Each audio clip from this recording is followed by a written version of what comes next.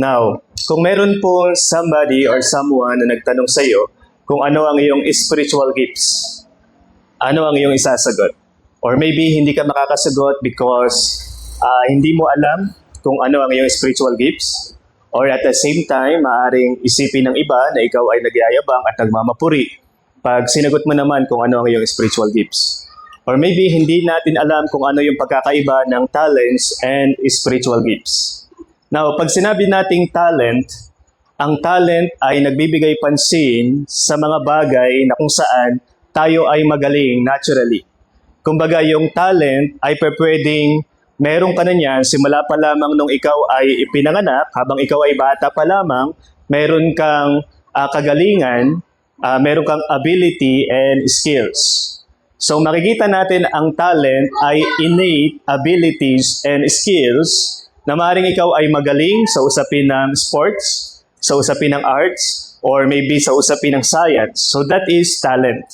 But pag pinag-usapan naman natin ang gifts or spiritual gifts, biblically speaking, ito ay isang kaloob na ibinigay sa iyo ng Diyos at kanyang sinadyang ibinigay sa iyo dahil meron siyang purpose sa iyong buhay. And it is the will of God sa buhay natin bilang isang mananampalataya na malaman natin kung saan tayo magaling, kung ano yung ating abilities, kung ano yung ating skills. At the same time, ma-discover din natin yung ating spiritual gifts. Because you know what, although ang Diyos gusto niya tayong gamitin primarily sa ating spiritual gifts, naniniwala po ako mga kapatid na ginagamit din po ng Diyos maging yung ating mga talents or kung saan tayong magaling, at yun po ay pwede nating i-mix sa ating spiritual gifts upang mas lalo tayong maging kagamit-gamit sa Diyos at tayo po ay makapaglingkod sa Panginoon the best way possible at makita po natin ang buhay natin na nagbibigay kaluwalhatian sa Kanya at epektibo tayong naglilingkod sa ating Panginoon. So ang mga mananampalataya, lahat ng Kristiyano ay pwedeng gamitin ng Diyos because lahat tayo ay meron tayong gifts. Maaring iba-iba tayo ng gifts, iba-iba tayo ng kaloob, pero yun nga po yung kagandahan mga kapatid dahil tayo po ay nasa katawan ni Kristo, tayo po ay nasa church, and by the way, ang church, ito po ay hindi establishmento lamang tuwing linggo, o ang church ay hindi po building, ang church ay hindi po time, ang church ay katawan ni Kristo, ito'y grupo ng mga mananampalataya, at tayo pong mga mananampalataya ay binigyan ng Diyos through the work of the Holy Spirit ng kaloob ng spiritual gifts upang tayo ay maging kagamit-gamit sa Kanya at sa Kanyang kaharian. So ang Holy Spirit na nasa sa atin, siya po ang naging dahilan kung bakit tayo ay pwedeng gamitin ng Panginoon. Siya po ang nag-equip sa atin at the same time siya rin ho ang nagbibigay sa atin ng energy, ng apoy upang tayo ay makapaglingkod sa atin pong Panginoon. So although iba-iba tayo ng spiritual gifts, yan po ay kagandahan parang sa ating katawan. Iba-iba po yung bahagi ng ating katawan at iba-iba po yung function nito, pero ito po ay makikita po natin na nagpa-function ng maayos dahil ito po ay nakikita po natin i-design ng ating Panginoon. Ganon din po sa church. Kung titingnan natin sandali ang ating Bible sa Romans chapter 12 verse 4 to 8. And sabi po dito ni Apostle Paul, "For as we have many members in one body, and all members have not the same office or function, so we, being many, are one body in Christ, and everyone members one of another." Ano po sabi sa verse 6? "Having then gifts, differing according to the grace that is given to us, whether prophecy, let us prophesy according to the proportion of faith. Or ministry, let us wait on our ministering, or he that teacheth on teaching, or he that exhorteth on exhortation, he that giveth, let him do it with simplicity, he that ruleth with diligence, he that sheweth mercy with cheerfulness." So we can see here na tayo po ay may iba-ibang kaloob na galing sa Panginoon.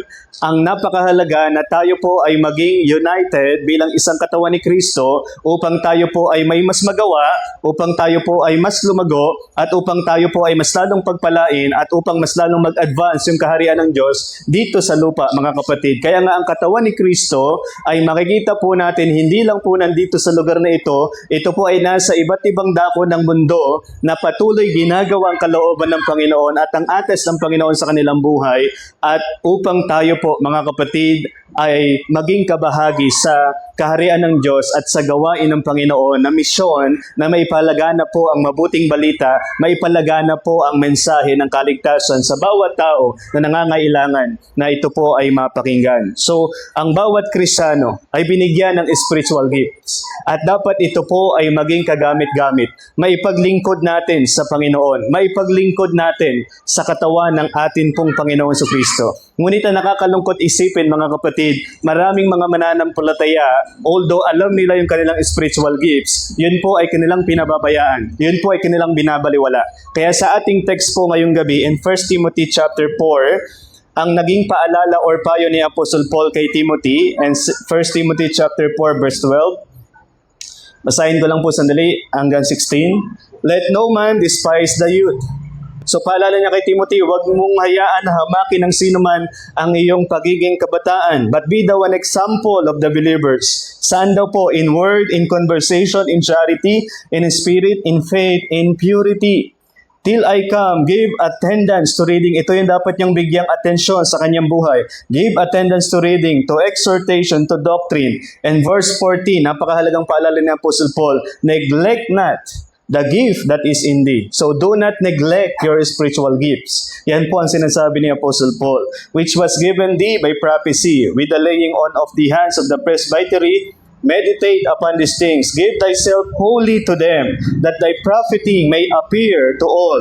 Take heed, or mag-ingat po siya, take heed unto thyself and unto the doctrine. Continue in them, for in doing this, thou shalt both save thyself and them that hear thee. So makikita po natin dito na hindi po natin dapat pabayaan yung ating spiritual gifts, because the will of God na ang bawat gifts natin mga kapatid, anuman po iyan, walang maliit at walang malaki, sapagkat makikita po natin yung Diyos na meron tayo, hindi po niya nirarangguhan yung atin pong spiritual gifts. Wala po ditong mas importante yung kanyang spiritual gifts at wala po ditong walang kwenta yung kanyang spiritual gifts. Lahat po tayo na ibinigyan ng Panginoon ng kanyang spiritual gifts ayon sa kanyang biyaya. Ito po ay mahalaga sa kanyang paningin. Ito po ay mahalaga sa kanyang harapan at hindi natin dapat baliwalain, hindi natin dapat sayangin upang makita natin ang ating buhay na ginagamit tayo ng Diyos with full potential at nakikita natin ang ating sarili na we are fully serving God sa ating buhay. The title of the Lord's message tonight is Fully Serve God. Napakahalagang tayo po ay lubos na maglingkod sa ating Diyos. Now, what are the situations na maaaring dahilan upang ang isang Kristiyano na kahit siya ay may spiritual gifts ay hindi siya maging kagamit-gamit sa Diyos or hindi siya lubusang makapaglingkod sa Panginoon? Number one, I believe it's because of age. Kino-consider ng iba yung kanilang edad. Kung titingnan natin sa buhay ni Timothy, pwede po siyang ma-intimidate sa mga nakakasama po niya sapagkat hindi po siya ganun ka-experyensyado. Sapagkat siya po ay bata pa lamang, kaya nga sabi niya po sa Paul, let no man despise thy youth. So may mga Kristiyano po na dahil sa kanilang edad, na dahil sa kanilang kabataan, iniisip nila na hindi sila gagamitin ng Panginoon ng lubusan sa kanilang buhay. And there are also some people or some Christians na nakikita nilang kanilang sarili na parang sila ay matanda na para sa paglilingkod. Mga kapatid, sa paglilingkod sa Diyos, walang bata, walang matanda. Regardless of our age, pwede tayong gamitin ng Panginoon. Pwede pa po tayong makapaglingkod sa Diyos. Kasi sa usapin ng edad, kahit ikaw po yung matanda na, wala pong spiritual retirement sa Panginoon. Wala pong panahon na tayo po ay pwedeng tumalikod at pwedeng mag-retire sa paglilingkod sa Diyos, mga kapatid. So, yung age ay pwedeng maging dahilan. Pwede kang ma-intimidate. Lalo na pag kinumpara mo yung sarili mo sa iba. Pag nakita mo yung sarili mo sa ibang tao na, sa usapin ng edad, ay pwede kang maapektuhan. So, age. And the second thing is inadequacy. May mga Kristiyano po na nararamdaman nila na hindi nila kaya. That's why may mga Christian po na kapag nabigyan ng opportunity, ng pagkakataon na makapaglingkod sa Panginoon or ma-exercise yung kanilang spiritual gifts, ang nararamdaman po nila, hindi sila qualified. Ang nararamdaman po nila, hindi po nila kaya. Ang nararamdaman nila, hindi nila magagawa. Ang nararamdaman nila, hindi sila karapat-dapat. But actually, sometimes mga kapatid, yung mga bagay na yun na ating nararamdaman na hindi natin kaya, tayo lang naman yung nagbibigay nun sa atin ng ating determinasyon. Dahil kung titingnan natin ang Diyos at ang Panginoon sa atin. Ang Diyos ang gusto niya gamitin tayo at ang Diyos mismo ang responsible, mga kapatid, na tayo ay gamitin niya sa kanyang gawain at tayo ay kanyang i-equip upang tayo ay maging epektibo na gumawa at maglingkod sa ating Panginoon. That's why the Lord Jesus Christ, binigyan po niya tayo ng Holy Spirit upang ang Holy Spirit ay makasama natin, sumaatin, at patuloy na nasa sa atin upang makita po natin kung ano yung spiritual gifts natin, at ang Holy Spirit din po ang magbibigay sa atin ng kakayahan at ng ability na makapaglingkod sa atin pong Panginoon. Now, wala pong spiritual gifts na agad-agad fully developed. Mayroon po mga spiritual gifts na talagang makikita po natin na kailangan po yan dumaan sa maraming mga experience, dumaan sa maraming mga practice upang yan po ay ma-fully develop. Kaya over time, pag tayo ay naglilingkod sa ating Panginoon, exercising our spiritual gifts, mas lalo po natin nakikita ang ating sarili, ang ating buhay, na tayo po ay nagiging epektibo sa kaharian ng Diyos at sa gawain po ng ating Panginoon. And then third thing, mga kapatid, I believe reasons or situations kung bakit minsan hindi tayo makapaglingkod sa Diyos ng lubusan dahil po yan sa ating self-centeredness. Dahil po yan minsan ang lagi po nating iniisip, mga kapatid, ay ang ating mga sarili. Ano po ang dahilan kung bakit hindi mo maipagamit yung spiritual gifts mo sa Panginoon? Or ano po ang dahilan kung bakit ayaw mong hanapin ang iyong spiritual gifts? Kung paano ka magiging kagamit-gamit sa Panginoon? I believe the reason sometimes it is because ang iniisip po natin, of course, hindi natin kaya, at ang iniisip po natin lamang yung ating sarili. Kaya alam niyo po, sa gawain ng Panginoon, ang dapat laging maging tanong ng mga Kristiyano, listen to this, mga kapatid, ang dapat laging maging tanong natin sa gawain ng Diyos, not what can I do for God, but what can we do for God? Napansin niyo po yun, mga kapatid. Minsan kasi ang lagi nating tanong, ano yung pwede kong gawin para sa Diyos?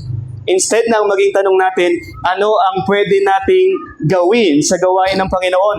Because napakahalaga po na sa gawain ng Diyos, hindi tayo nag-iisa. Ang gawain ng Diyos ay may kabigatan. Ang gawain ng Diyos ay hindi madali. Ang gawain ng Diyos, maraming mga challenges and difficulties na pwede tayong pagdaanan, pero mas kinakaya, mas nalalampasan, mas napagtatagumpayan, mas nagiging malago kung tayo po ay sama-sama, nagkakaisa, ipinapagamit natin whatever the spiritual gifts na ipinagkaloob sa atin ng Panginoon. Because ang spiritual gifts na meron ka, ibinigay yan ng Diyos hindi para sa iyo, kundi para sa church. That is the reason why binigyan tayo ng Panginoon ng spiritual gifts. It's not for us. It is for the church and it is for the glory of God, mga kapatid. And then fourth thing, situations kung bakit minsan nahadlangan tayo na maging kagamit-gamit sa Diyos ng lubusan, I believe stagnant.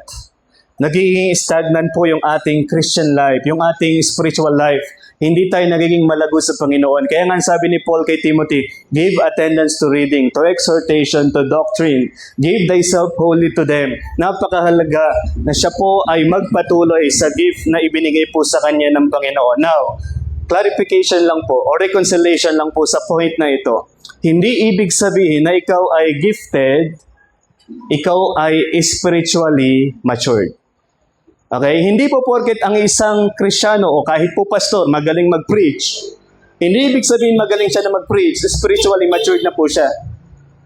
Kasi again, may mga talents nga po may mga skills, abilities. May mga tao po or kahit pastor na naturally magaling talaga sila magsalita.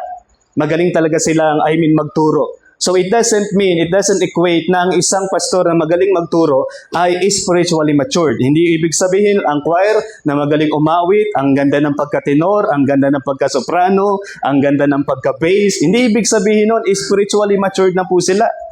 So ang spiritual maturity, mga kapatid, ay hindi nakadepende sa iyong gift. Ang spiritual maturity, lagi nakadepende po yan sa relasyon mo sa Diyos. Kung paano mo siya nakilala, kung gaano ka ka-intimate sa Kanya, kung gaano ka kalapit sa Kanya. But at the same time, mga kapatid, if a believer of Christ is spiritually matured, ang magiging impact na ito sa kanyang buhay, ipapagamit niya yung kanyang spiritual gifts sa Panginoon. Amen? Pag ang isang Kristiyano po lumalago, lalo po yan nagiging kagamit-gamit sa Panginoon. Lalo po ang buhay niya nagiging blessing sa buhay ng ibang tao. Lalo po yan nag-iisip, mga kapatid, ng mga bagay na pwede niyang ipaglingkod sa Panginoon. So, napakahalaga na mag-spend time tayo sa Diyos. Kumbaga, if you're a Christian, do you ever ask God, Lord, ano ang spiritual gifts mo sa aking buhay? Saan mo ko tinatawag? Paano mo ko gustong gamitin? Saan mo ko inilalagay na ministeryo? Saan mo ko gustong ipaglingkod? Because kung titingnan po natin, all of us gusto ng Panginoon, gamitin niya tayo. In fact, mga kapatid, yung spiritual gifts, hinati po yan ni Apostle Peter sa dalawang kategory. Una po yung speaking and then pangalawa yung serving. Yung speaking, meron pong mga gift talaga ng pagtuturo, pag-exhort, pag-encourage, at makikita po natin sometimes yung iba magaling po talaga magbigay ng advice from the Word of God. So that is the gift of speaking. Di po ba? May mga magagaling talaga umawit. And then meron pong serving ng idea kahit hindi po sila marunong mag-speak, meron silang gift ng paglilingkod. No? So kaya po lahat ng buhay natin sa Panginoon, maraming paraan para tayo po ay makapaglingkod sa Diyos. Kahit hindi ka nagpe-preach, ikaw po ay, tagabukas lang ng pinto. Anong pinagkaiba po nun sa nagpe-preach? Wala po. It's the same, mga kapatid. It's equal in the sight of God. Ang hinahanap lang po ng Diyos, mga kapatid, sa ating gift na ibinigay at pinagkatiwala po niya sa atin is our faithfulness. Yun lang po ang hinahanap ng Diyos. Tayo ay maging tapat, maging mabuting katiwala sa gift na ibinigay po niya sa atin bilang mga mananampalataya. So, wag nating payagan na tayo ay maging stagnant, na manatili tayo sa buhay na hindi tayo lumalago sa Panginoon. And then, number 5, situations kung bakit minsan hindi po ginagamit ang Kristiyano sa isang lubos ng paglilingkod, it is because of bad behaviors. Because alam naman po natin ito, reality check, mga kapatid, may mga Kristiyano po mananampalataya, very gifted talaga.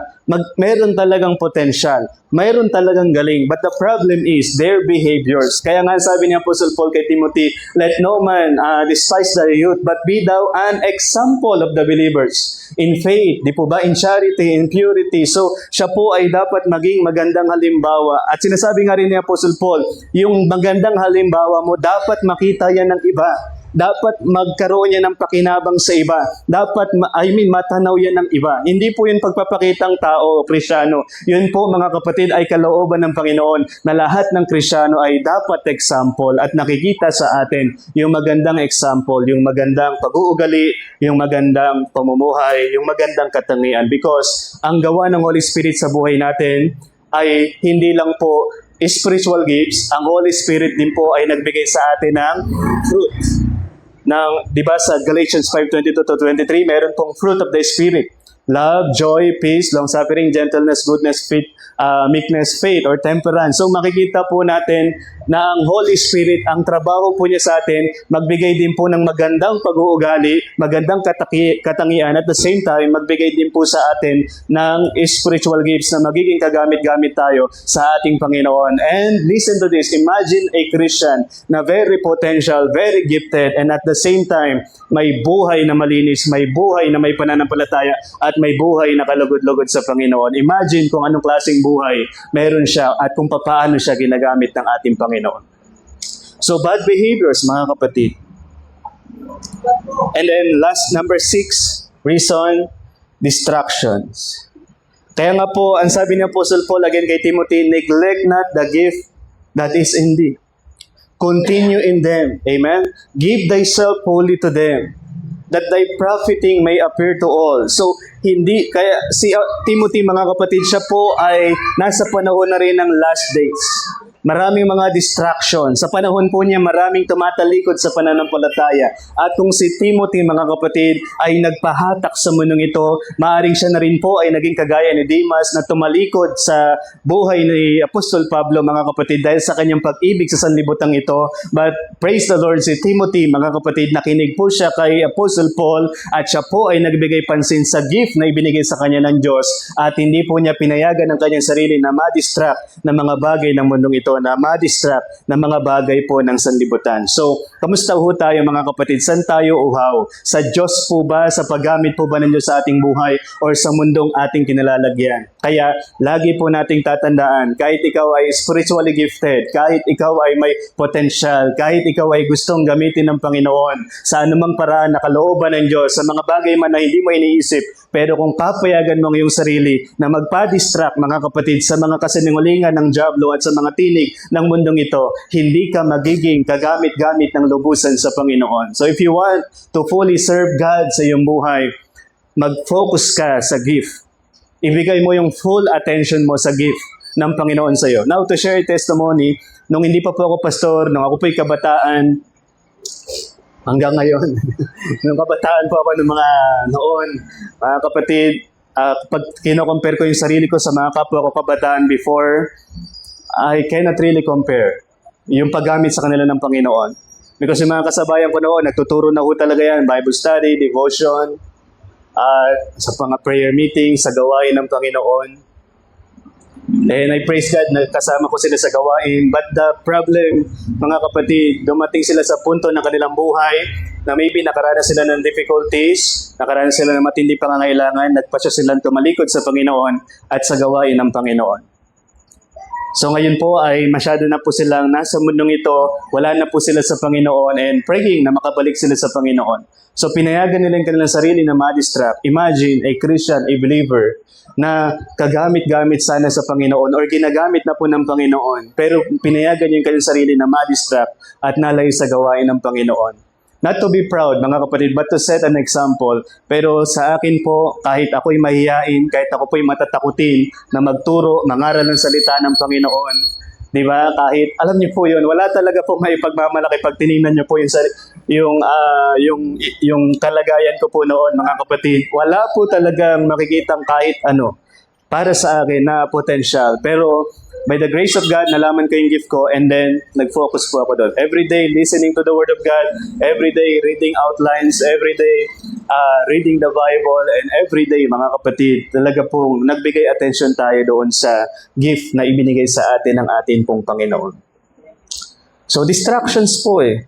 I mean, lahat tayo, pwede tayong gamitin ng atin pong Panginoon. And even sa ating church, pwede tayong gamitin ng Diyos fully, together. Kung hindi natin papayagan na tayo po'y ma-distract, mga kapatid, sa mga bagay sa mundong ito. And one last thing, unteachable.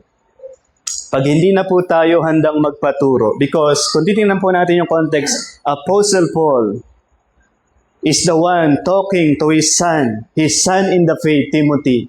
At napansin ni Apostol Pablo na maaaring itong si Timothy, pinababayaan niya na yung kanyang spiritual gift. Maaaring nawawala na yung kanyang apoy sa ministry. Nawawala na yung kanyang apoy sa paglilingkod. Kaya pinaalalahanan niya po itong si Timothy na huwag niyang pabayaan yung spiritual gift. Magbigay pansin siya dito. Ipaggamit niya ito sa Panginoon. Magpatuloy siya dito. Mga kapatid, yan po yung ginawa ni Apostle Paul. Nagbigay po siya ng advice. Nagbigay po siya ng counsel. Nagbigay po siya ng guidance. At the same time, pag ikaw ay dumalo ng church, meron ding pastor na pwedeng magmalasakit sa iyo. Meron ding pastor na pwedeng magpayo sa iyo, maggabay sa iyo, mga kapatid, nang magturo sa iyo ng kalooban ng Panginoon, ng salita ng atin pong Panginoon. So napakahalagang maging teachable tayo. Amen? Kasi alam po natin, kaya tatry ko pong i-balance ang mensahe pong ito.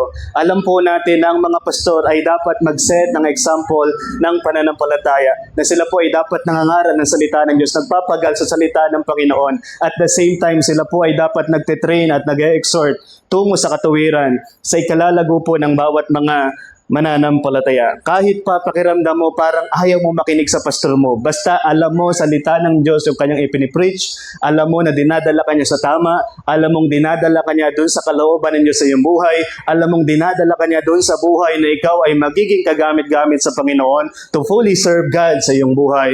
It is good na tayo ay makinig. It is good na tayo ay sumunod. It is good na tayo ay magpasakop. Because in Hebrews chapter 3, tingnan po natin sandali. Hebrews chapter 3,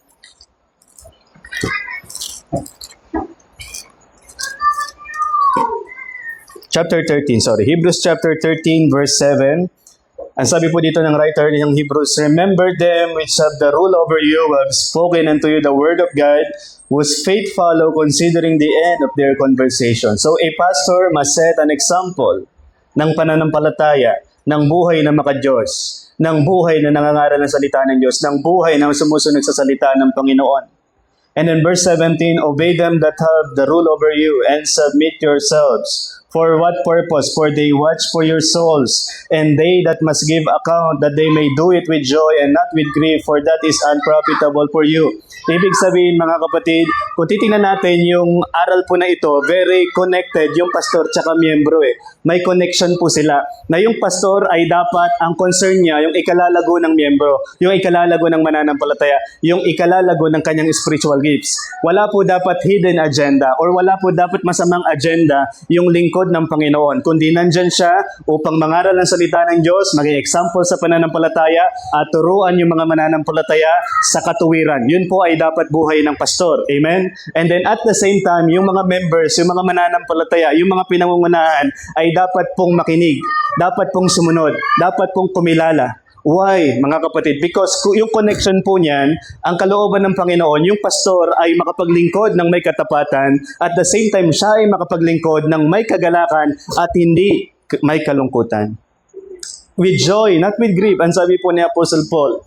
So, hindi po pwede, mga kapatid, na yung pastor po ay faithfully ginagawa niya yung kalooban ng Panginoon sa mga believers, na sila po'y maturuan, sila po'y magabayan, at sila po ay lumago sa spiritual life, pero yung miyembro po ay hindi makikinig at hindi po kikilala at hindi po susunod. Because wala pong magiging masasabi po nating growth sa paglilingkod. Hindi po yung magiging pakinabang. Hindi po makikita sa buhay natin yung ating potential at yung pakinabang natin sa gawain po ng ating Panginoon. And you know what? I'm not talking about myself lang po dito, mga kapatid, but to all the pastors. Nakakalungkot po sa kasaysayan ng mga pastor na ginagawa nila yung kanilang gawain selflessly, at patuloy sila po yung nagsasakripisyo, but in return, hindi po nila nararamdaman na sila po yung pinapahalagan at sila po ay na-appreciate. There are so many lonely moments sa buhay ng mga pastor. Because members, mga kapatid, listen to this, hindi natin naiintindihan na yung pastor ay miyembro din po ng church.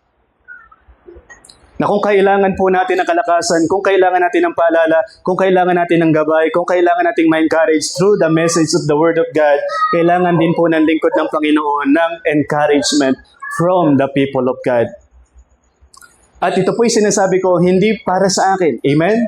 Sinasabi ko po ito para tayo po, mga kapatid, ay magkaisa at tayo po ay magsama-samang maglingkod sa Panginoon ng may kagalakan, at upang lalong tayo ay maging kalugod-lugod sa harapan ng Diyos at lalo tayong palaguin ng atin pong Panginoon. That's the reason. We ought to be teachable. Amen? Because the pastor is the one na ibinigay sa atin ng Panginoon upang makita, magabayan tayo sa buhay, paggamit ng Diyos para sa atin. Of course, ang pastor po ay dapat maging careful na ipilit niya sa isang mananampalataya yung gift na hindi para sa kanya. Diba? Parang isang magulang lang yan eh. Hindi pa pwedeng sabihin ng magulang na dahil ito anak ko to, ito yung preacher namin, ito yung pastor namin. Okay, so hindi po pwedeng ganon because hindi niya pa po alam yung kanyang gift. But of course, alam po natin that the pastor has spiritual discernment. Nakikita po niya ang ating buhay kung paano tayo fully gagamitin at makapaglilingkod na sa atin pong Panginoon. So, unteachable. Kaya napakahalaga po, mga kapatid, na pakinggan natin ito because the Lord wants to use our life, each one of us. At gusto ng Panginoon na ma-reach natin yung maximum potential. And the reason why, kaya ka binigyan ng Lord ng gift, spiritual gifts, dahil meron siyang purpose sa iyong buhay. Kaya napakahalaga po in this message to fully serve God. Do not neglect your spiritual gifts. Huwag mong pababayaan yung iyong spiritual gifts. Amen? Ipagamit mo ito, ilagay mo ito sa gawain ng Diyos. For what purpose? Listen to this. To glorify God and for the good of the church. Para sa